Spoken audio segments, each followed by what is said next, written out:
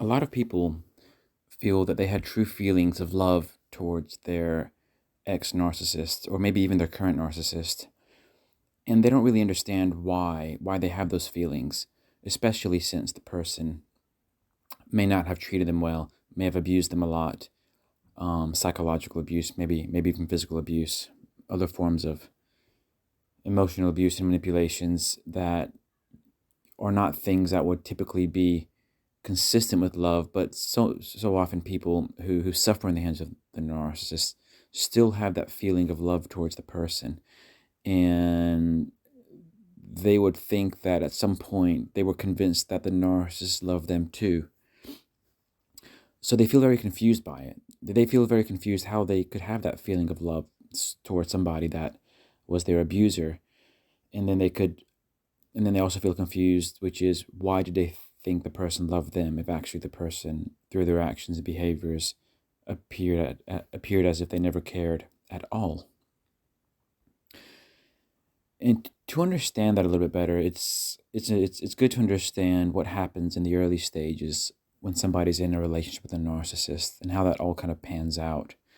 So when the narcissist targets somebody as someone of potentially being a good supply, they they do a lot of that intense mirroring in the early stages, where they mirror the person's ways, their mannerisms, even their tastes and interests, their kind of energy vibe. Narcissists will try to get on the same wavelength as that person. And once the person and the narcissist are kind of like on the same wavelength, the effect that that has on the target is the target naturally starts opening up their trust, their heart.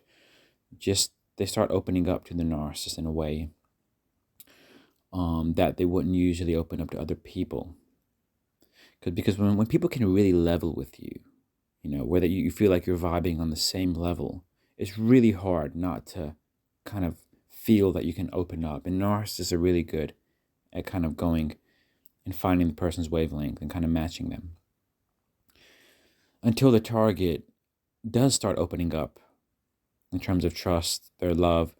They start releasing their barriers in a sense that the narcissist starts to see through the person into their core. And what I mean by that is the narcissist starts to catch glimpses of, what the person's all about, what makes them tick, what their kind of hidden interests are, hidden desires, maybe some core wounds that haven't been healed, um, unfulfilled wishes. Maybe the target had certain things they want to achieve in life that maybe they haven't achieved. If the person has felt unappreciated and invalidated a lot and they've kind of concealed that feeling, the narcissist starts to glimpse that. So as the target, starts opening up and releasing their barriers because of the intense mirroring and everything, chances are the narcissist will start to see much more clearly what the person's all about. And in a way, that's all data gathering because the narcissist is really understanding what that person's about at the most kind of core, sincere levels. And then once the narcissist has kind of captured all that information and has had all those insights, the narcissist can then start doing, saying things, playing their hand, gaming the situation to really manipulate the person. So, for example, the narcissist can say or do certain things that kind of allude to the fact that they really kind of cherish that person, that they really um, appreciate them in the ways that maybe that person's never felt appreciated before. But the narcissist targets it very carefully. So all of a sudden, the target feels, oh my God, this is what I've been missing. And then when it comes to things like potential plans, the future faking, the narcissist can say and do just the things to stir up the most euphoric emotions in the person. It's almost as if the things that that person's been missing their whole life. The narcissist is the walking representation of the person that can give them all those things. And all these kind of feelings that the target feels, just this rush of good feelings, they start feeling what would be akin to feelings of love. And what the narcissist is really doing is that they're stirring up in the person the feelings of self-love, like the person appreciates themselves, because the narcissist is kind of giving the target the things that maybe the target hasn't had. Sometimes it's just positive feedback from people, and the narcissist is giving it to them in a weaponized way. But it's these. It really is all about these feelings that the target feels when the narcissist kind of does all that. That the target starts to feel, oh my God, I'm with the narcissist, and I'm having these feelings of love. I think I love this person. And then the narcissist also wants the target to think that they love the target. So the narcissist will behave as if they did love the target, and the target will not only think they love the narcissist, but they will think that the narcissist loves them. So it all starts because the narcissist is triggering in the person feelings of self-love. And then the person kind of confuses that with them loving the narcissist, and the narcissist loving them. So it's almost like they found their soulmate, somebody they don't ever want to let go.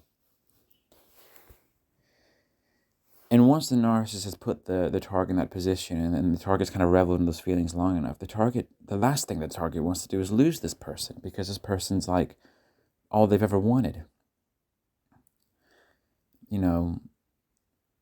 And once the narcissist kind of picks up on the fact that the target's kind of all in, then the narcissist knows that if they start withholding the affection, withholding the compliments, withholding all the good stuff they were giving the target, if they start the devaluation, they know that it will have a huge impact on the target. It will confuse the target, but the target won't be going anywhere anytime soon, because they'll try to salvage and rescue all the good stuff that they had in the narcissist in the early stages.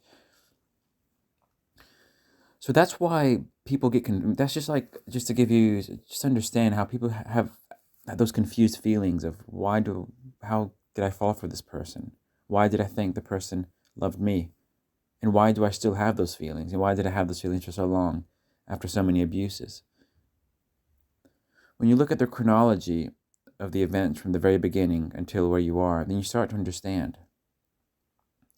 What a lot of people don't understand is that somebody who tries to stir up those feelings of love in you, that they would do that for manipulative, nefarious, malicious reasons. That's not sincere. A lot of people struggle to understand that somebody could do such a thing. But there are a lot of people out there who can do just that, and it's like second nature. They don't even really think about it. It just comes naturally to them. They know how to work their way in people's lives to achieve that. And that can worry some people. They're like, oh, so I could fall target to people like that. The key is there are always red flags that go with it. And it really is a matter of you not ignoring the red flags. Doesn't matter how good somebody is at making you fall in love with yourself to make you think they love you and you love them. It doesn't matter how good they are at that. There are always going to be a series of red flags that go with it. The problem is when the target's wishful thinking overrides their logic and they ignore the red flags. That's where things go bad. But if the target does not ignore the red flags, because the red flags is actually telling you this is what you're dealing with. Red flags are signs that are warning you this is what you're dealing with. Are you sure you want to keep going deep? That's how you should interpret the red flags. And if you ignore them, of course things are going to go bad. It wouldn't make sense to have all these red flags surfacing that you're with a very toxic, manipulating, dangerous person. It wouldn't make sense for all these red flags to surface and then for things to turn out well. That also defies logic. So it really is the importance of not ignoring the red flags. And sometimes people have to go through a few relationships to start to listen to themselves when they do see the red flags.